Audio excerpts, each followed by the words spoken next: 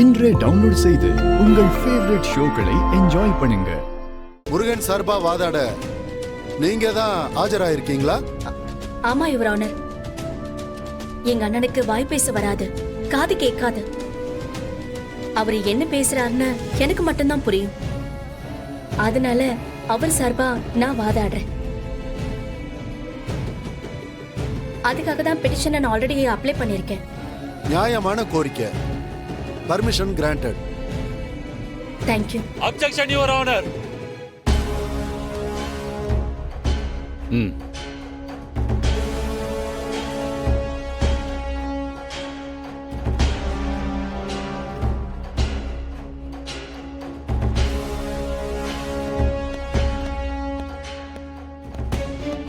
Your honour, இவர்தான் அஞ்சலியோட கணவர் மகேஷ் சந்திரன்.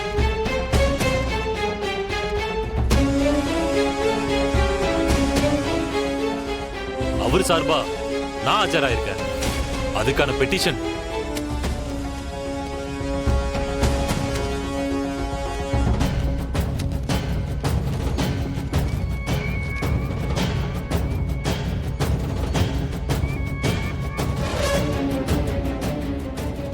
நீங்க எது சொல்றதா இருந்தாலும் இங்க வந்து சொல்லுங்க. ஓகே, வாங்க.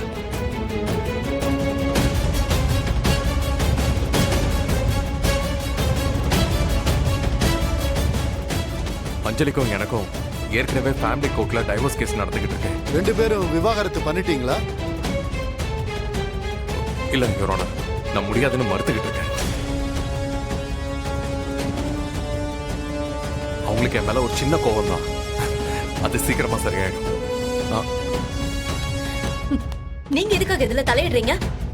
ஏன் அண்ணனுக்காக நான் வாதாடுறதுல உங்களுக்கு என்னங்க பிரச்சனை? Order, order, order.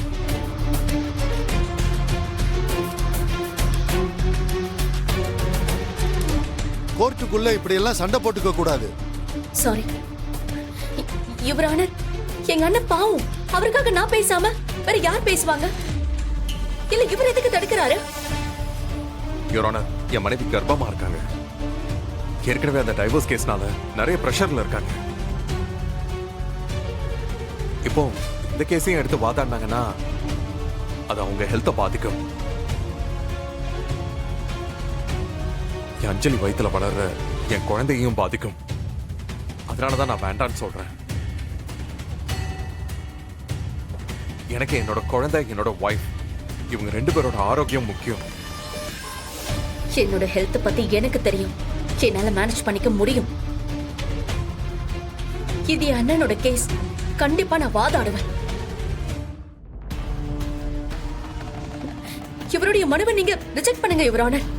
இல்லம்மா, அவர் கொடுத்த மனுவுல டாக்டர் கொடுத்த சர்டிபிகேட்டும் சேர்த்து அட்டாச் பண்ணி கொடுத்திருக்காரு. உங்க உடல் நலம் கருத்தில் கொண்டு நீங்க வாதாடுறத என்னால அலோவ் பண்ண முடியாது.